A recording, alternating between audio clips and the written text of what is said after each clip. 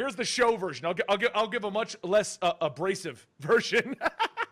Okay, cool. Yeah. Welcome to the weekly poll. I have no Joel. Well, you know what? Better yet, shut up, Joel, and welcome to the weekly poll. He was talking somewhere in Canada right now. He had to have been. Today, this is the show every week where we come, or every other week now, where we come together, some of the best channels here on YouTube, to talk to you guys about some of the best pop culture and stuff that is happening in the comic book and movie universe right now. Today, I am Benny, Comicstorian, one of your hosts, and I am joined by two members of Comic Pop, Sal and Tiffany.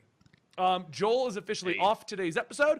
I forget what he said, but something came up. And Rob was supposed to be here, but is weirdly missing. Most likely is due to the fact he's dealing with his move. That's actually going on over the next 2 weeks. So that's what he's dealing with. Yep. And I know he's trying to get the move done before everyone leaves for E3 and Denver Comic Con and all that other stuff. So... Hashtag where's Rob? Yep. Okay, and I do want to say, because we had a few, I hope I was pre-showing this with a rant, but before I go into a condensed version of the rant for you people on the other end, you over here on the YouTube side of this whole thing, Blockbuster, Applejacks, Ed Grave, and Dat Silly Kitty have all resubbed. Blockbuster is at 18 months, Applejacks is at 4 months, Ed Grave is at 2, and Dat Silly Kitty, Dat 23 months. Yes. Nice. Thank you guys so much. Rob's not moving. He's moving out of his temporary house into his permanent house here in Colorado. So he moved here, bought a house, had to get a bunch of renovations done to it, and now he's moving into that house. So okay. Yeah. I want to open this by saying this one thing. Okay. I'll make it less abrasive, Sal. I'll make it less abrasive. Why not? We get stuff wrong. It happens, okay? Shockingly, I know, but it happens. Last episode, we discussed Deadpool 2 beating out Infinity War. The topic of the podcast was how we feel about Deadpool 2 beating out Infinity War, and I still think that Deadpool 2 is a better movie than Infinity War. I don't care about the sales. Now, in that topic in which we discuss the reasons why people are liking Deadpool 2 better than Infinity War, which there are more positive reviews and people are enjoying it, but that it is a 100% difference of opinion, we discussed numbers that we dug up before the episode 15 minutes prior. In that episode, someone had said that Deadpool 2 had beaten Infinity War on Infinity War's third week. And yes, that is what happened, but it did not beat Infinity War's opening weekend. Okay? There's your clarification. That does happen. Here's why I didn't respond to anybody on Twitter or in the comments or whatever, because it didn't change the overall topic of the podcast. Okay? Here's your apology that we got a fact wrong. We are humans. But when I get stuff wrong, here's your apology, and that's it. We move on. Everyone asking me, how could you have gotten this wrong? It's called being human. Are you not human? Are we televising this podcast to sentient robots around the world? I've been playing a lot of Detroit, Becoming Human. Are you all the robots from Detroit? I don't know. And even those robots get things wrong. As the entire plot of the show, or movie, or game. That's kind of all of them. But you know what I mean? Oh, cool. Unless you are all robots, none of you can call us out. Mistakes are made. Things happen. It's not a big deal, everyone. Right. Ultimately, it didn't affect the overall conversation, which is what you were there to watch in the first place. So, you know. So, repeatedly. There you go. Also, let me. This is gonna be Father Benny here for a moment, speaking to my younger audience, my younger crowd. Thank you, Tiffany. We need a moment of silence to make this clarify. Okay. When you find, I know Sal's going to agree with me on this one. When you find a general error in the video, do you really think you're the first person? Do you not? At least on Twitter, you can't see the other people that have already tweeted me. But when you go down to a YouTube video, do you just not take 5 minutes to look at all the comments? Oh, they never do. How many times have I made an error on a video? And the comments are flooded with everyone trying to correct the error.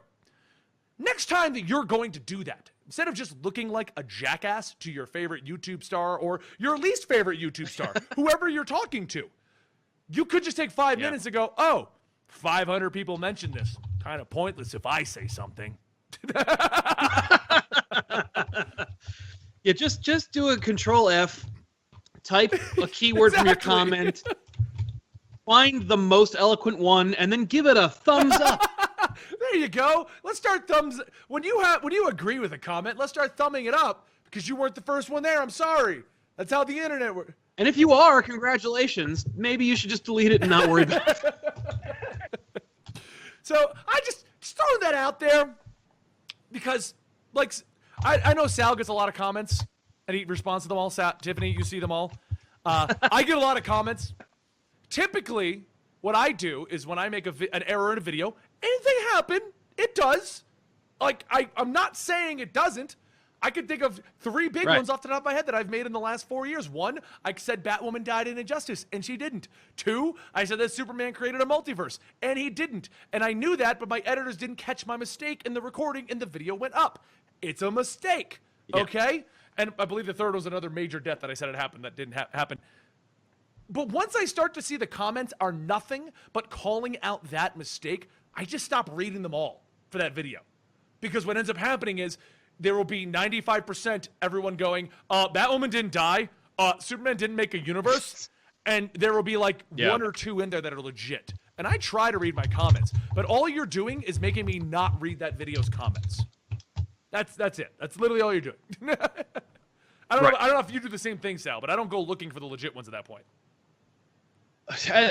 When it comes to the comments, I usually just scroll through to see if there was a genuine or a general appreciation, but acceptance of the video. Like I use it to rate whether or not I should even bother to do that kind of video. If there's an overwhelming negativity, I'm like, right on, there's something going on. If there's like isolated pockets of negativity, I'm like, okay, well, it's an isolated incident. And when there's like overwhelming positivity, then I'm like, right on, okay, I'm on the right track. So that's how I gauge it. And then I just kind of handle it on a case by case basis. And of course, then there's insane stuff, where somebody's like says something racist or like a tinfoil hat type thing, and I'm like, well, all right, you're fine. Like I have most of those words blocked. I don't have to worry. In all honesty. Oh yeah, no, I have a big old word cloud of stuff. A lot of mine just came won't out of get through Faust doing a guest spot and it being nothing but just derogatory slurs, and so every single one of them I just started blocking all across the board. Like that was the end of that. Yeah, I've discovered actually, like literally today or yesterday, I discovered that like there was a word that someone was using, and I'm like, and they were using it conversationally, and I was like, I didn't realize I had to block this word. I sure do. Yep. So everyone is everyone is antsy as hell. I just wanted to clarify that we made a mistake. It happens. It doesn't change the overall topic because there's still, Deadpool still beat it the moment it came out. Yes, it wasn't the first weekend, but it still beat it the moment it came out. But anyway, okay. Everyone's seeing our title. Everyone's like, what are you talking about? The title I put was, are DC and Marvel in trouble? Okay? The reason behind this, and I feel, Tiffany, I'm actually glad you're here today. Because this actually falls very much in line with you. Okay? You're our biggest independent reader. Okay. Yeah. So a new publisher has emerged, and that is Comixology. They are doing their own Comixology Originals. Now, typically a new publisher would emerge, and you would be like, they're never going to compete with Marvel and DC. Ever. They won't even compete. They'll be lucky to get 1% of the market share. I remember years ago when Valiant was just trying to get off the ground, they were proud of 3% they were proud of. I don't know where they are now. I'm just saying, like years ago when I talked to them, they had 3%, and that was a milestone. So yeah. Oh yeah, because like I think Image has 5. Yeah, exactly. Image, if that. Like, everyone likes to bring up these things, but yes, that is basically it. So the reason we ask, are DC and Marvel in trouble? Comixology Originals is produced by Comixology. They are creator-owned books, which I do think is, and when we get to the discussion, I think is one thing that's going to hold them back. But they are creator-owned books, but they have the power of Amazon behind them. And this is Amazon's own legit attempt. This is not Comixology doing something and Amazon owns them. This is Amazon's attempt to actually make a publishing brand. And they're breaking into it with comics, meaning they have the entire power, money, the reach of Amazon behind them. I wonder if even Marvel and DC, maybe Marvel does because they have Disney if they really wanted to push all their arms. I don't even know if DC has that much of a potential reach. Okay? Yeah. And thank you so much for that 5-month sub, Infamous Cavalier. Woo. Yeah, it's interesting, the question of reach and mainstream notoriety. I know I was looking at I think a Forbes article about this Comixology thing, and they were saying that like Marvel was having a hard time. Like they were talking about Marvel having a hard time, or they were talking about the comic book industry having a hard time, with sales. Like that the industry was in trouble. And that was the first time I'd actually heard anyone say that the industry was in trouble. And it was from Forbes magazine. Okay. So I'm like, okay, well, either you don't know anything about comics, which is very likely, or the comic book industry is so insular that nobody is aware of how bad off the comic book industry is. It was one or the other. So I was like, that was a really telling sign. But it was also said in the context of Comixology's Originals program and how, this could be a game changer. Tiffany, before I go into something else, because you haven't been able to say much, what is your opinions on the initial impression of this? What's funny is when this first came out, I was just like, this is almost like if Comcast started making its own TV shows. Is it a conflict of interest to be a provider of other books, essentially being a distributor of digital comics, and then make your own and be like, no, but it's cool. Everybody's still going to get the fair share. Because there's still Comixology Submit, which is really just independent creators putting their own books up there just for having them up there. But now you're going to have Comixology pushing their own content. And it's not even like Amazon and Comixology said, hey, here's the thing. We're going to make our own publishing house, like ARM, and we're going to call it something else, and then we'll put it through Comixology. No. This is just Comixology making comics, putting them out there. Looking at their whole rundown on how this is going to work, it's just it's entirely meant to be digital, but you can purchase a printed copy through Amazon's printing services for $6 or something like that if you want to actually just have one in hand.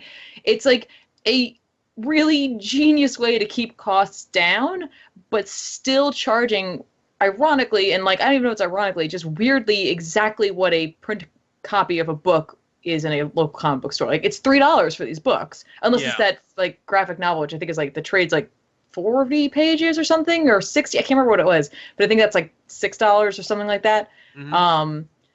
I mean, it's a logical step for them. It's a very logical step for them, because why not? Why wouldn't they do it? Diamond doesn't do it because Diamond doesn't care. They're a monopoly. They do what they want to do. And technically, they could do it. They could. And I wonder, because I wonder why they haven't. Because they're not a printing house. Technically, they're just a distributor. Comixology is a distributor, but they also don't have to worry about actually printing anything. And even if they do, they have Amazon backing them up at this point. So, I could totally see Amazon pushing something like this, considering the fact that they're pushing to make their own digital content in terms of shows and movies and such. They're doing their own thing over there. They're like, wait, whoa, yeah, we can distribute other people's stuff there, but we're gonna really push our stuff. Real quick, thank you so much for that subscription, Wiki Drew. You were gonna say, Rob?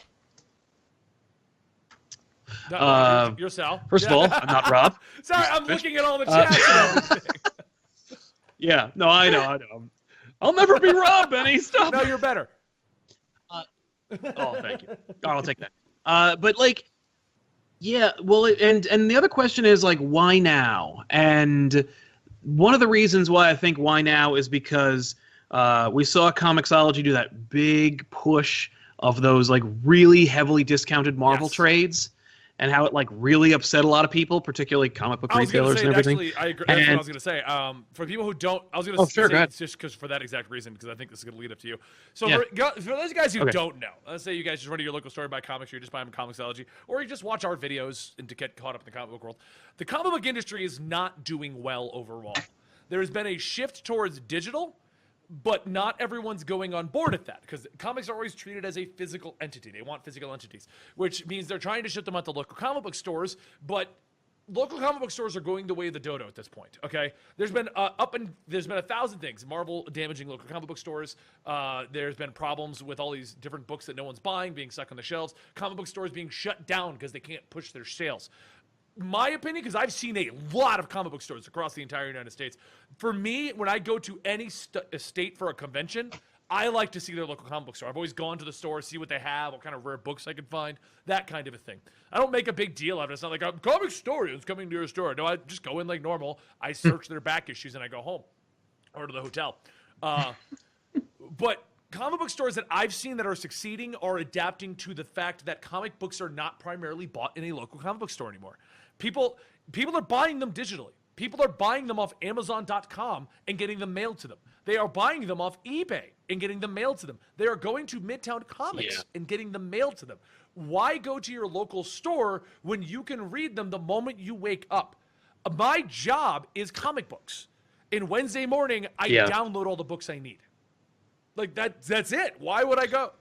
That's my life too. No, and it's also to mitigate like spoilers, but the day that I found out I could get all my books for the same price as I could at a store, and I don't have to worry about storage or decay. I'm not a collector, so I don't need to have them in pristine condition or in any condition because they're digital.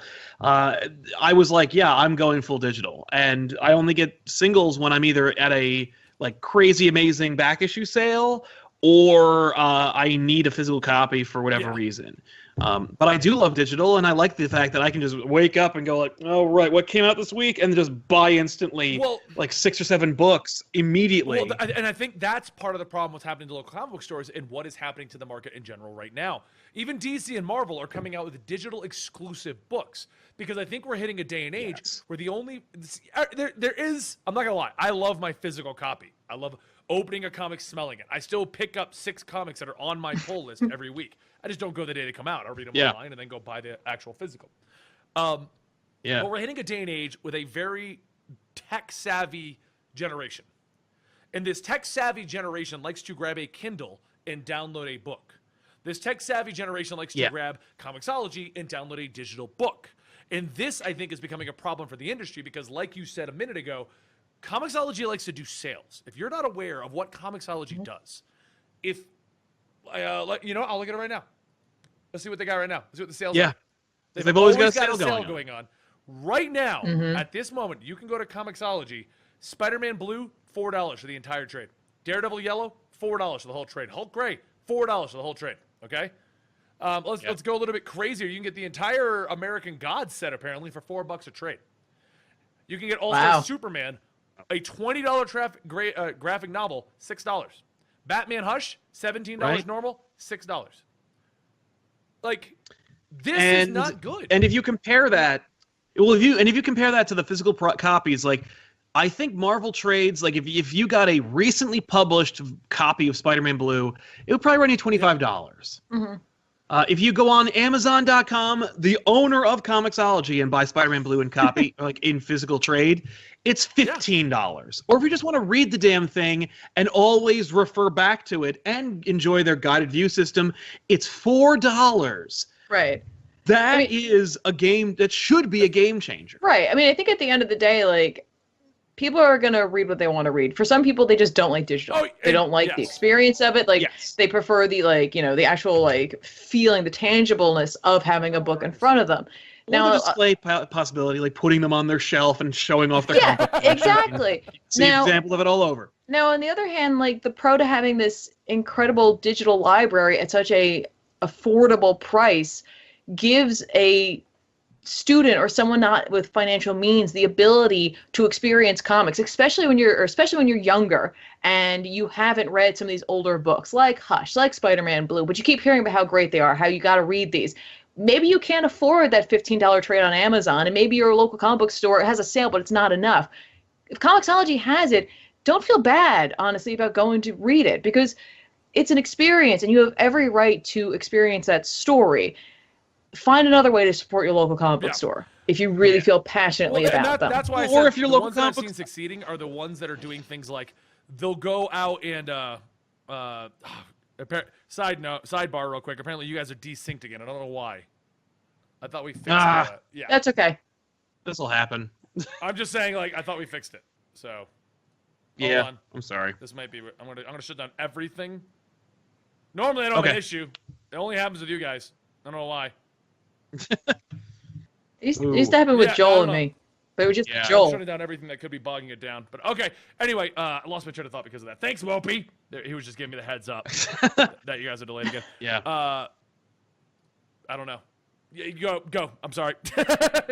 Well, I was gonna say, apropos local comic book stores, maybe your local comic book store ain't so local. Like I saw a lot of people in our Comixology conversation from a couple of weeks ago, in which people were saying, I would love to support my local comic book store. It's 40 miles away. Yeah.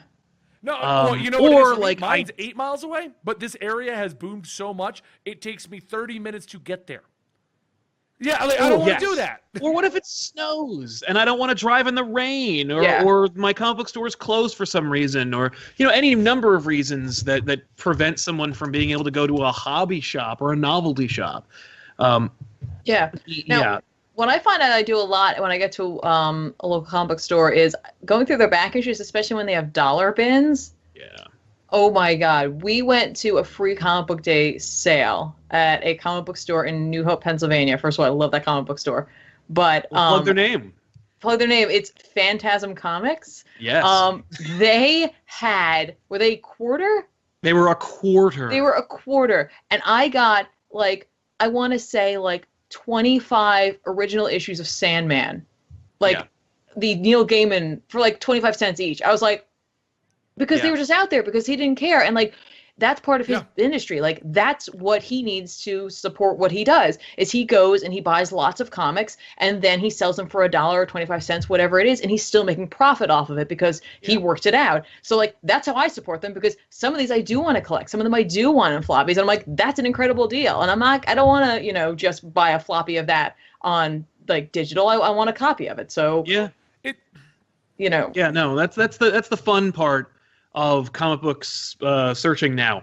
Yeah. When I was a kid buying comics, I always went through the back issues because there was whenever I got into a comic, it was never the first issue. It was always issue 472. And there'd always be an asterisk that editor's note told me what issue the other thing happened in. Mm-hmm. So I'd have a little list of all these books that I'm missing out on in which something happened in the previous issue. So I'd have a list of books that I'd go to a comic book store to find. And of course, those issues back then were double cover price or at least cover price. So I'm always okay, well I had to prioritize. Now I can get those coveted comic books if I ever just wanted to if I just on a lark decided I'm going to get into comics now. You can go to any comic book trade show, convention or big sale at a comic book store and get them for $1 or less. And that's more exciting. And I don't think it's sustainable, nor do I think it's the way it should all be, because I don't think that it's reasonable to expect your comic book retailer to sell all their back issues into their backlog of books for $1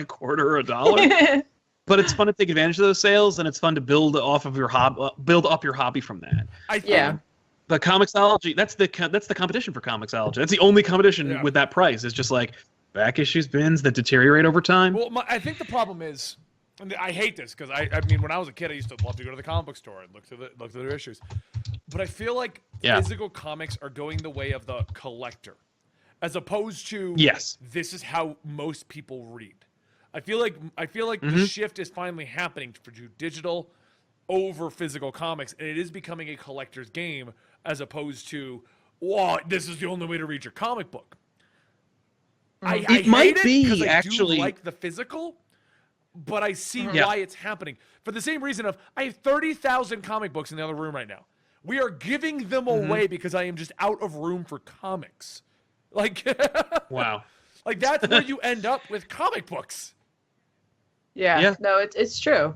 It's true. And it's funny because it's originally I started reading Saga in floppies. And so I have always picked it up in a physical form, but occasionally I just want to read it, and I have bought it digitally, and then I just go and buy the physical, and I'm glad to support them and I'm happy to do so, but at the same time I'm man, if only I had just started reading it digitally, I wouldn't care quite so much. You also wouldn't have to look for it. When you're I want to go back and read the old issue. There is a downside to the Comixology and their sales. I'll say this before, because we do have to move on to the actual topic of today, which is related to this. But my library of books at Comixology is turning into my Steam library. Oh, it's a sale! Buy! I'll get to it eventually. Yeah. Oh, I'm with you. Yeah, and it's hard to prioritize. If they're arranged by alphabet, I don't remember what I bought recently. I know. I just have I don't know what I need to read. They're having a giant Justice League of America sale right now too. Yeah. Oh, that And makes Batman? sense. See, those guys, they time their Yeah. sales really well. They really know like what's going on in the community and You what's can get coming every up. Like they're trade just for Batman Rebirth right now for $5 Yeah. a pop on Comixology. yeah. It's I nuts. do wish that there was a better way. That's I guess the last thing I'm going to say about this. I wish there was a better way for Comixology and the local comic book store to Yeah. exist. I know they tried to make that whole ridiculous like middleman like weird like Yes, you deal could be a before. Comixology retailer at your Oh, local so store. good. You could Yeah. sell Comixology That was so books. ridiculous. But you know what I mean? Where like the local comic book stores didn't feel like Comixology was waging war on them, you know, Yeah, or even that though They they definitely definitely are. are. That's the problem. I know. And it doesn't help then when you have issues like Marvel continuing to push books that won't sell, and then their practices of buy them all, and if they don't sell, well, we're sorry. And Yeah. you follow up Yeah. Comixology's blatant attack on local comic book stores with poor practices by Marvel and DC. I think Marvel's the most egregious of it, but I don't follow that closely. But I'm pretty sure it's something along. Yeah. I think along the lines of like Marvel's attitude is buy all of our books 6 months in advance, and if they don't sell, well, that's on you. Right. Right. Right. But I mean, and then you also have to look at DC's inability lately to put out their biggest event book Yeah. on time, which local like retailers must be relying on that because that's going to get people in the stores. Yep. And when that's not coming out, then it's like, well, come on, guys, you know, like. Right. Well, and of course, then there's also the like obnoxious variant requests of like, well, if you order like 6,000 copies or whatever of this one book, then maybe we'll send you this very rare variant that Yeah. won't cover the cost of the books you bought. Yeah. You know, The like, practice in general of how it's these dumb. companies ship out things through time it is really ridiculous. When we run the eBay Terrible. store now, where I just resell a lot of the comic books I have and the collectibles that we pick up for set pieces and stuff like that. It's been there a while, guys. We just don't talk about it that much. But we did look into getting direct distributor from Diamond Direct. The way that is handled is ridiculous. It's ridiculous because you have to order so Yeah. much to get them to send you anything, and you just have to hope it all sells. You know, like. Yeah. Yeah. Thank you so much for that There's no- subscription, Kayosuke. So that brings us to the main topic of today, though. Since there are all of these problems with local comic book stores and distribution of physical comics, Comixology is now allowing creators to make books that are digital and can be bought physical directly on their website. Right now, if you go there, the big thing that is on their promotion, there's not even a scroller that tells you what's coming out. It is Comixology Originals. That's what they're showing. Yeah. Mm-hmm. With Yeah. the And it's. Go ahead. No, go ahead. No, you go. Yeah, you go. No.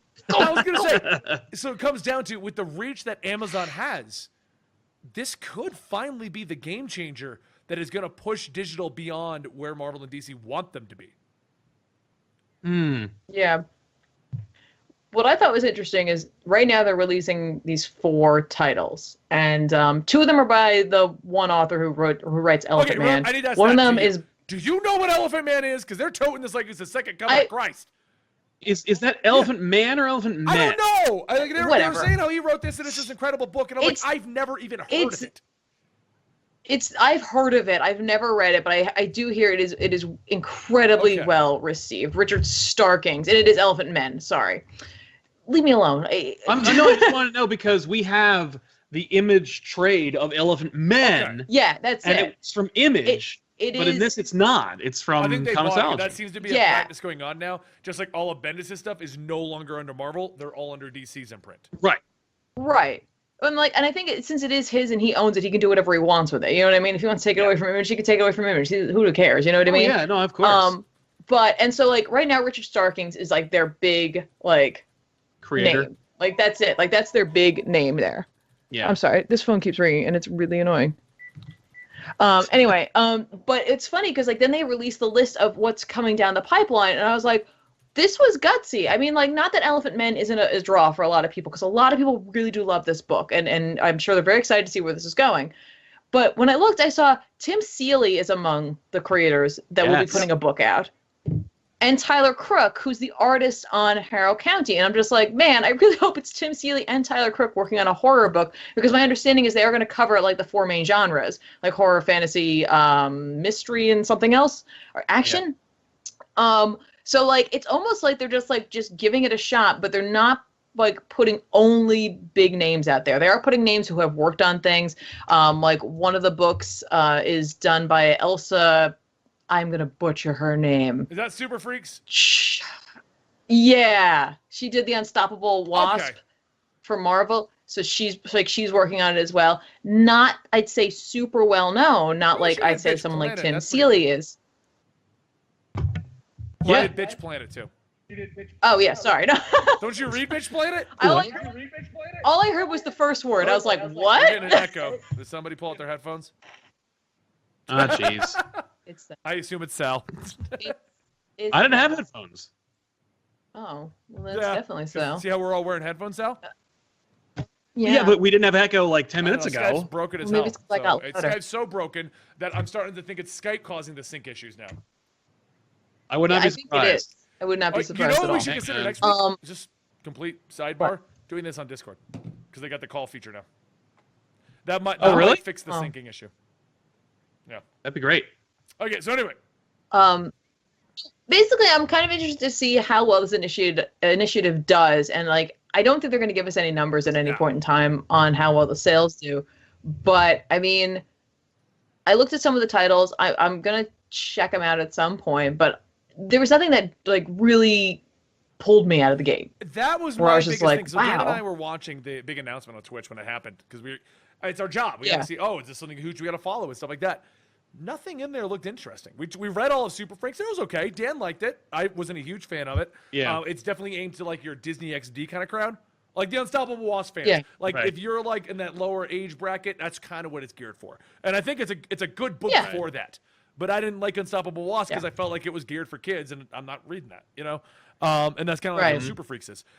But no, I agree. There is nothing like crazy amazing. I like the idea, but there's nothing crazy in here that makes me go, "Oh man, this is a game changer."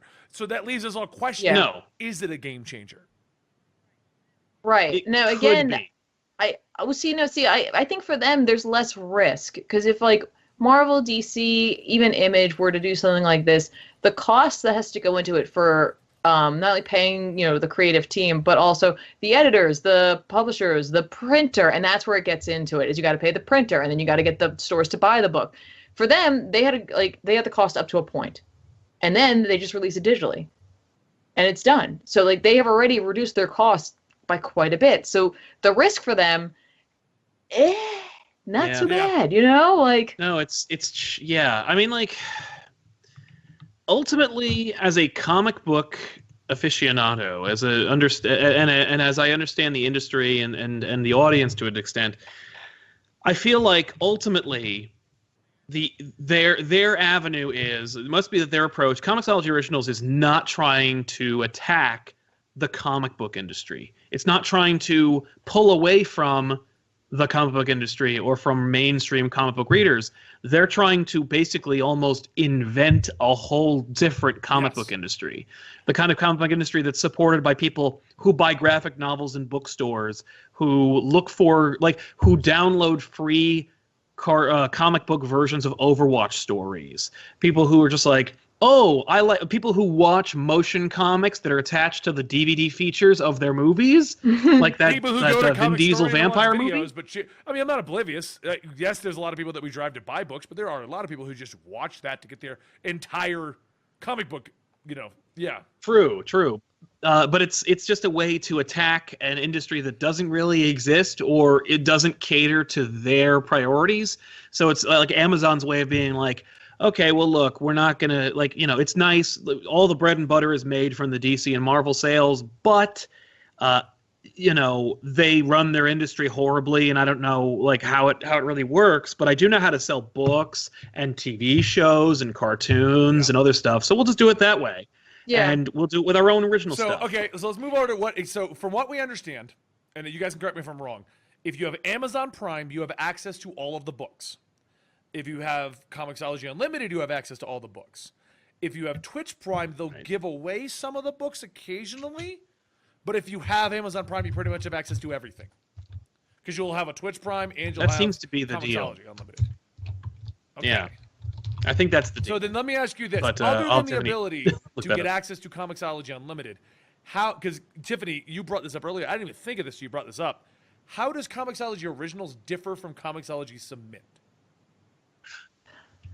And I think it's because they're taking ownership of it. You know what I mean? Like they're looking at the content before it goes out there. Because Comixology Submit, sure, they take a peek at it to make sure it's not like X-rated or whatever. You know what I mean? But overall, they're the ones who are almost putting. I'm not even sure if they're putting the teams together, but it's like they're like, okay, we're going to get a book that's like this. We're going to get a book that's like this. And we're going to get a book that's like this. And we're going to put them out there and we're going to back them 100%. If you do a Comixology Submit, Comixology is not behind you. Okay. In my opinion. Oh, no. They're just giving you a platform to have your book on so that you can be like, I published this digitally. See, here it is. Maybe I'll make some money off of it, but I can also show people that it exists, and here it is. Comixology's originals are more or less like a way for them to potentially make money, a way for you to, you know, like check it out, but also potentially print it, which I think is an interesting, you know, venture for them to give it a shot. It's like the exact opposite of that whole, remember when Marvel had the codes in there where you could get a digital version of your printed book? It's the flip of that, except you have to pay for it again. And I think it's just the testing of the waters to see if they can be their own, like, digital publishing house. Because they've already done that with their, like, movie and TV services where it was just like, yeah, we'll host all these shows. And, like, we've even seen shows that were, like, internet shows that people have submitted on there. Like, a lot of the gaming stuff, like Dorkly and stuff like that, they put their stuff up there now on Amazon. Yeah. So you got Amazon having this platform there, but then Amazon's like, hey, you know what? We're just going to make our own content. And that's usually when I go on to Amazon, like, video or whatever to, like, check out what's up. Like, that's what I usually see is their content first. Yeah. Like, I see lore that, you know, show that they made about that podcast. Or I see whatever other thing that they have right now because I don't watch a lot of their original content. Sorry. But, like, that's their number one priority is that. Yeah. And so my concern, I guess, is that, like, hey, remember when you used to, like, switch out that banner a lot with a lot of different books that had come out, or, like, maybe there was, like, an indie spotlight? I or, found like, a lot of books that way. Because it rotated, be like, oh, that looks cool. What is that? Right? Is that going to go away because now you're going to be pushing your own original content? That's exactly what's going to happen. That kind of sucks. Yeah, that sucks. Well, like, it really is. Like, as you said, like, the difference between Comixology Submit and Comixology Unlimited or Comixology Originals is anybody can submit to Comixology Submit. Comixology Originals is basically just taking Comixology Submit and taking, like, 4 of the books they think are the best. Yeah, I can see that.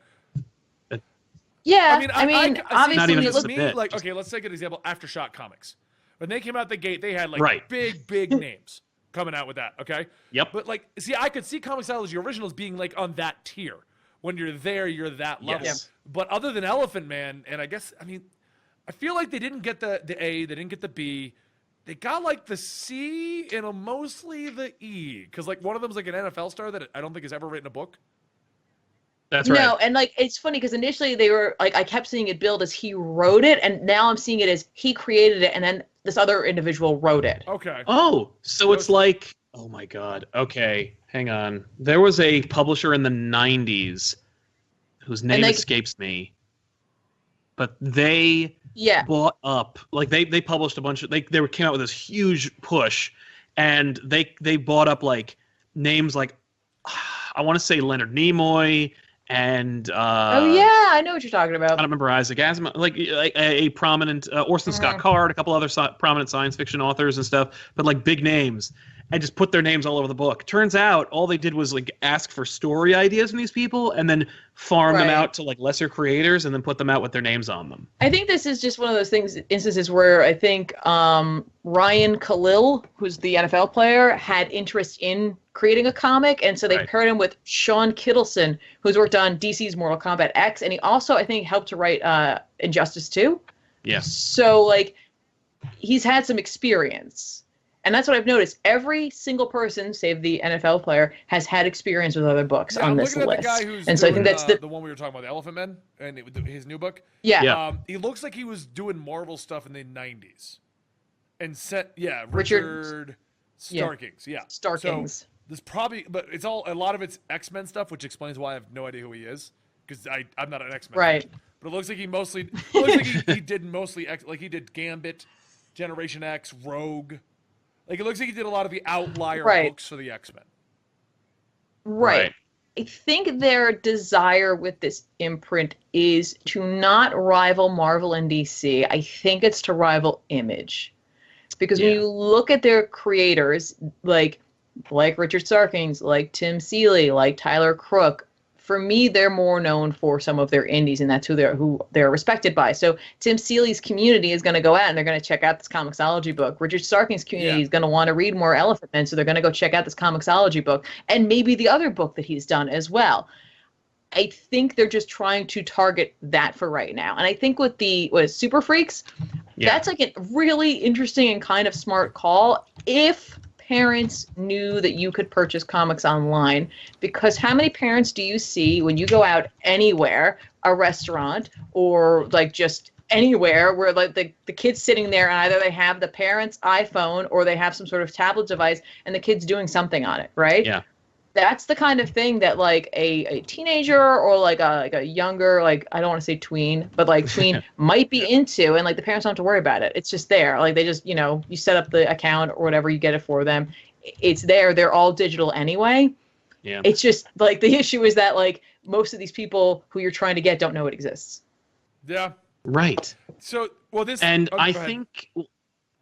I was going to say, if we want to look further and deeper into it, if you're right that Comixology Originals is tackling the Image world, what if, like, I gotta say, I feel like everybody I know who doesn't read comics but appreciates comic books and reads, like, mostly reads indie books, and by and large the indie books they read are Image books, and those books, by the way, are reaching the people who that kind of, like, those kind of stories would appeal to. They find them in bookstores and other areas that are not comic book stores outside of the traditional comic book industry model. What if Comixology Originals is a push to piecemeal at a time just eat up the entire comic book industry, and they're like, Comixology Originals is going to be the main place where you can get independent comics, and if Image wants to play ball, maybe we'll buy Image. And Image books will only be available through Comixology Originals. Hang on, they would be smarter to not buy Image. They'd be smarter to buy the smaller companies like What I mean? but Jeff Bezos's like MO is to just do it. At the expense of cost. So like I could see being like, oh, we're gonna buy Boom. Or because I like the thing about these the smaller guys, Boom, IDW, is because the bread and butter for those companies is the IPs, not about the books they're publishing. It's about them putting out Transformers books. So like all Comixology Originals has to do is get those licenses, and then IDW and Boom don't exist anymore. So like they could buy them, but I don't know how the rights transference works. So it could be that they could just come in at a lower offer, or at a better offer, and say, we want to publish Transformers books, we want to publish G.I. Joe books, Ghostbusters books, all those books, and then just destroy the independent comic book market outside of Image. Then acquire Image, and then let's say Warner Brothers gets broken up into smaller companies and DC's its own company. Oh, now Comixology Originals buys DC.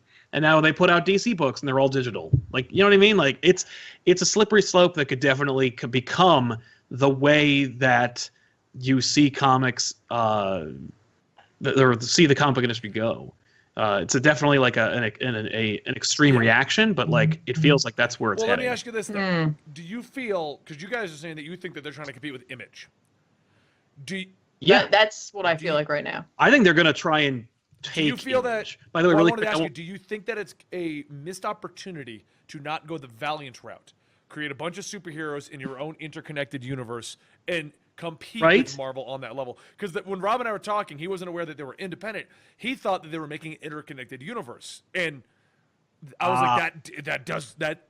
I don't know why they didn't. Even if you're going to do the independent, why is there not like three superhero books that are linked together? Yeah, here's why. Did it work? I mean, Valiant was happy about their 3%.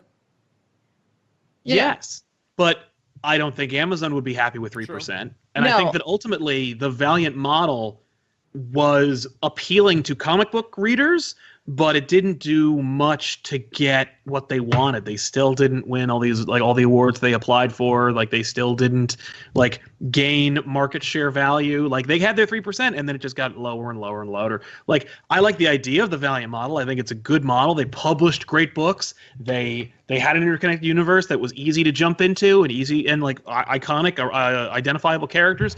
But ultimately, I don't think it was a success enough.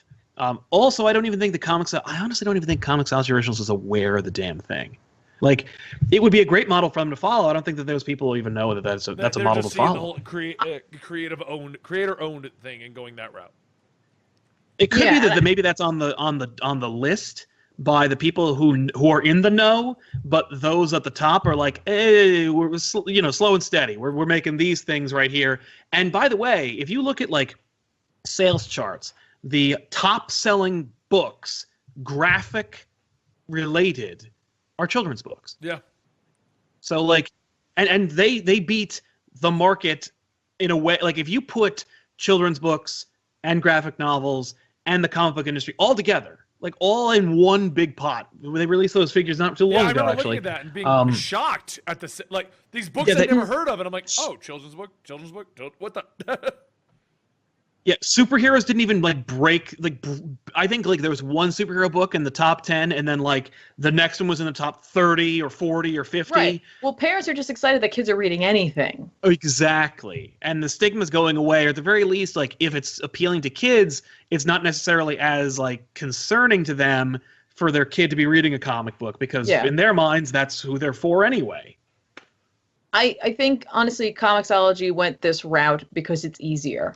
Because it's a lot easier to just take a cool story from one creative team and another cool story from another creative team and not worry about how they're going to work together in the long run. No, it definitely is. I mean, we've seen when DC fell apart and what they had to do to make it all work, and we've seen Marvel fall apart in what they've done to try to make it work and then fall apart again and then try to make it work and fall apart again. I feel like every 6 months, Marvel's got the Marvel Legacy bug going on where they're like, we fixed it! Ah, crap. Why did no one keep track? Now we got to do that again. Yeah. Yeah. Like, I think literally they just looked around and they're like, let's just do this. Let's just try to find what we think are really good stories and tell them. Yeah. Because, like, for them, they look at Marvel, or not Marvel, they look at Image, and they're like, that seems to be working for them. Right. Robert Kirkman had a whole TV show that, by the way, now they have it, right? Yeah, he took it back. It's not AMC's. It's Amazon's, isn't it? That's a good point. I don't remember who. Walking Dead. Amazon bought Walking Dead? I thought they did. I could be wrong. I know that they got access to the Kirkman verse or some shit, but and I don't know. It's a good question. I can't remember if it was them or Hulu. Or Hulu. I don't remember if it was Amazon. Every time I look up Amazon Walking Dead, it just doesn't work. I know. It's just like, hey, you wanna buy it? I'm not. It doesn't. AMC's aging hit loses viewers. I'm seeing it's going down in views. I don't see anything about them losing it. No, in 2017, AMC bought the Walking Dead studio. Yeah, according to The Verge, Walking Dead creator Robert Kirkman is leaving AMC for Amazon. Oh, that's it. They have Walking Dead. He's leaving. I thought he was taking The Walking Dead, but they were keeping Fear the Walking Dead. I'm not sure about how that really works. I heard that too. I mean, I didn't find anything on it there. I think everyone, before you go in the comments and tweet, we don't have confirmation. Yeah. Slow your roll. It's just relax. Slow your roll, girlfriend. Exactly. Really what it is it's more interesting that Comixology is putting out what seems to be a, like, Image-like comic book series or, like, set of books. Yes. But they also just acquired Robert Kirkman. Well, look what Mark Millar is doing with Netflix. Multiple shows, multiple comics. Netflix is doing the same thing. Yeah. Yeah.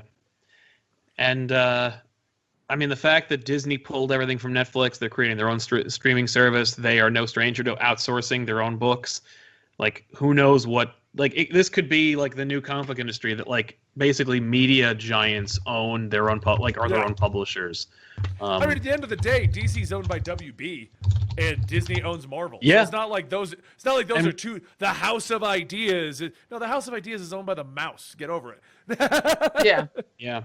Well, the Right? fact is, like, I remember everybody was kind of wondering what was going to happen when DC announced their own, like, digital service, when they were like, oh, we're making digital exclusive stuff. And everyone was like, does that mean comic books too? And I know people are still asking that question. People are still like, so DC Universe, does that include comics? Can I get, like, a Marvel Unlimited for DC through your digital service? That may become because a if they thing. And do, if it then, wasn't like, a thing, it might become a thing now. yeah. And maybe that's where Comixology is going. Like, maybe Disney is going to pull, like, Marvel from Comixology because they're going to create their own thing. Maybe DC will do the same thing. I mean, like, it could be that Comixology is hedging in their bets and trying to create, like, some kind of, like, nest egg or a publishing house for themselves because they're going to lose the big ones. I mean, so I do YouTube primarily. The primary reason that we're over on Twitch and we have the eBay store and we have our Patreon podcast little thing we do is entirely because hedging bets. If YouTube shuts me down tomorrow, I don't want to be like, and now I have no money. Right. And I could see being the CEO of Comixology before the Amazon buyout being panicked every day of the week that DC and Marvel were going to pull out. Because you never know when they're going to do that. They're always doing their own thing. Yeah. Right. So you're right. This could be entirely them going, all right, we're tired of trying to play ball. Because I noticed a little while ago, because, I mean, we go to Comixology a lot, right? Mm-hmm. Yeah. Comixology started kind of bumping down Marvel and DC on their priority. Big time. I did notice that like as well. It used to, so right now you go there, it says originals, graphic novels, manga, indie. It used to say Marvel, DC, Image, indie, manga, graphic novels. That was removed a while ago. And their quick links is now on top instead of the bestsellers, which is always the Marvel the Marvel DC books. So, although I will say Saga's number 2 on there, which is pretty awesome. Yeah. Yeah. Yay. If you're like on mine, it says new to Comixology Unlimited, you could get Paper Girls or Power Rangers or Alien and Predator or Savage Game. Yeah. There is an X-Men in there, but it's just 1 out of 5. My recommended is it's interesting. all of the Comixology original stuff. Not even I have Infinity Daredevil, and then I have Hyperbad, Drums, Savage Game, and Ask for Mercy. Yeah. Which is that other Richard Starling, Richard Starking's book. Mm-hmm. So it's interesting. I wonder what their numbers look like overall, like percentages of sales, how many indie books they sell. Well, that's what you're gonna have to wonder all the way home. I know. Because they're never gonna tell you. They're never gonna tell me. I know. But I do wonder if they found that they have an easier time selling, not like easier than selling Marvel or DC, but like an easier time selling independent books than like a local comic book store might. Yeah. Right. Yeah. We could see a second renaissance of books like Saga and Oblivion Song. Like instead of having one come out that maybe does well every 3 months, we start having like a monthly, this is the big indie, and everyone's reading it. Right. Yeah. Well, we wouldn't even know if it was the big indie. Like, we'll just hear about it. Like, we'll hear about it for the word of mouth. Like, we won't, like, the people who are not on board with Comixology are going to be left out when it comes to those big books. Because, like, number one, the books won't be physically available. Number two, like, I mean, like, what? We're going to talk about it on message boards? Like, what the hell's how are we going to know? They could be available physically if you want to spend $6 and have Amazon print it for you. Right, well, and like, hedging their bets but is that going to look like crap? They're basically physical is going away. I think that's what but this they still, is. It's fine. Yeah. Oh, I agree, but I still love that they like Amazon's still like. But if you really want it, because I think what Amazon is aware of, and they're going hedging because they got digital stuff. I buy all my video games digital now. I don't even buy that. Even a collector's edition. At the time, I'll sell the game back, keep the statue, like because I'll just get the digital version. Yeah. And I think that's what Amazon's seeing. Digital movies, digital TV shows, digital video games, they're huge, huge sales. Yeah. When PS4 and Xbox One came out, it was like appalling that anyone would consider digital games. Like, no, we want a freaking physical. But me and I was in that boat. I was like, I want the physical. And even back then, I was like, I want the physical comic. But now, I find myself buying all digital games, all digital movies, all digital comics, and it's more of a minimalistic kind of a approach to it because I don't want shelves upon shelves of dusty cases that I don't watch anymore. I don't want old games sitting over there. I want to download it, play it, just delete it, and I'm done. And I feel like Amazon's seeing that trend as it rises greater because we're entering into an era with minimalistic millennial style tenacity tendencies. where people want less Yes. and less. They don't want clutter. They don't want stacks of magazines. They don't want physical copies of a game or a movie. And it's becoming more like you're the outlier because you want it than you are you are the majority. The majority wants to download a quick movie to their phone and watch it on a train. Like, I feel like they're going, that's how comics are going, so we need to start getting ready. Right. Or at the very least, that's how they expect comics to go, because that's where everything else is going. Comixology used to be a nothing company. Even with Marvel and DC, you would bring up Comixology and you'd be laughed at in most comic book circles. Like, I'm not even joking. When we first started doing this, I got some books on Comixology, and this is only 5 years ago. Like, when we started, like, really all talking, 4 to 5 years ago. And whenever I would say I get stuff from Comixology, it was like, what is wrong with you? You're not a comic book fan. Right. And now, my entire library is at Comixology, and so is most people I know. Yeah. It's a shift. It's happening. There's no way to stop it. You have to get on board, or you're going to get left behind and be that one guy who's waiting 3 months for them to print the book so you can get it. The rest of us read it. Look at Injustice, one of the biggest sellers they have right now. If you're waiting for the print, you are 6 months behind. Yeah. Yeah. And you've got people who, I mean, like, look at the trade waiters. People who are like, well, I'll wait for the trade. That's become a problem, too. A book gets canceled, trade booms up, and everyone's like, why did you cancel it? It's amazing, because none of you bought the book. Right? Exactly. Although, to be fair, the people who are trade waiting on the Doom Clock, or Jesus, Doomsday Clock, my brain just totally, like, went away. Like, they're probably smarter, because they're not dealing with the delays. That's one of the few times that I'm kind of like, I love this book, but I should just wait. It's like, but that's like, what are you gonna do then? Like, it's funny with comics, like each situation doesn't always fit the mold for this type of thing. Do you guys remember Dave, the guy's jacket in the quarter?